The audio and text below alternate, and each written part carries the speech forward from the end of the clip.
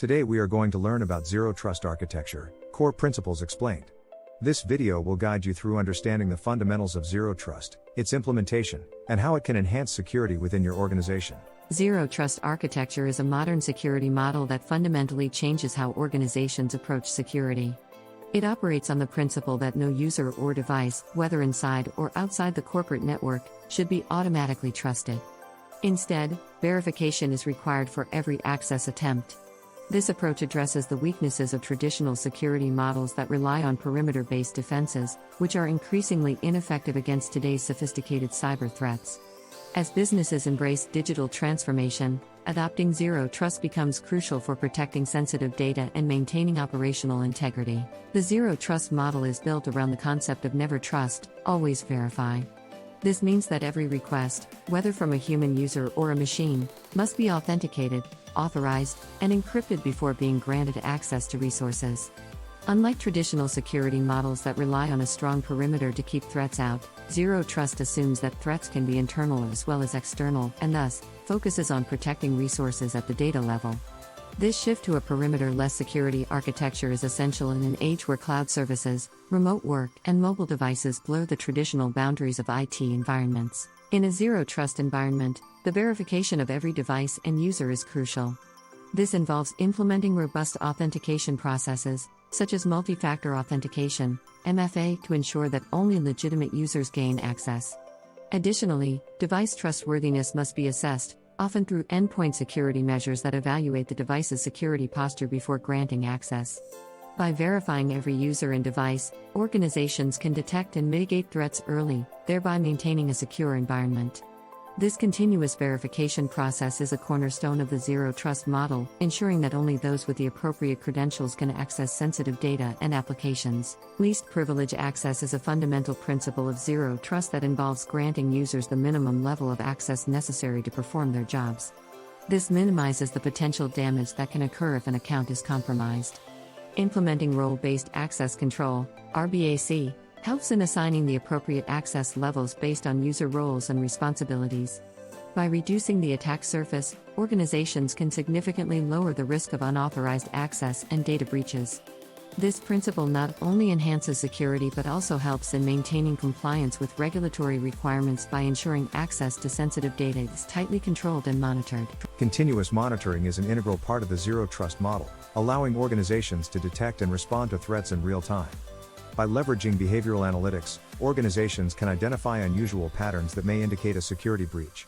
Monitoring network activity provides visibility into potential threats and helps in understanding the overall security posture of the organization.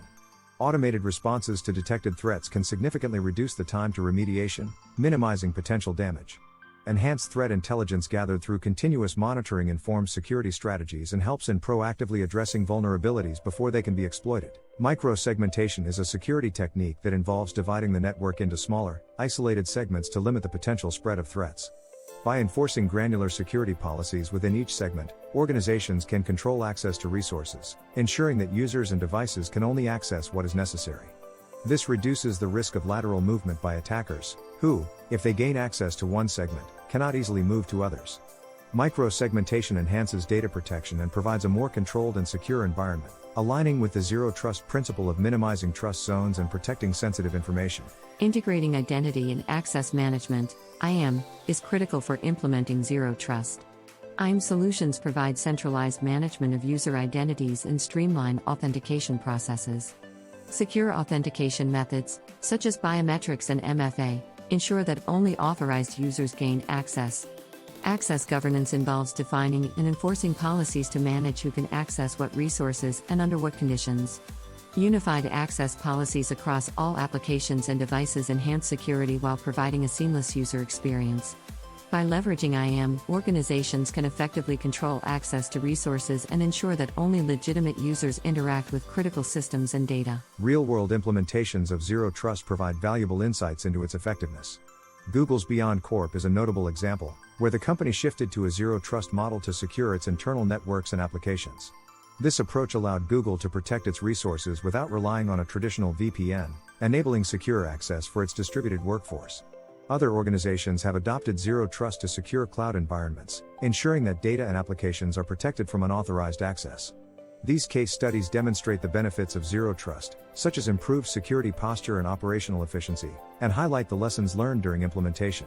Adopting zero trust presents several challenges, including the complexity of implementation and the cultural shift required within organizations. Integrating zero trust with existing legacy systems can be difficult, as these systems may not be designed with modern security principles in mind.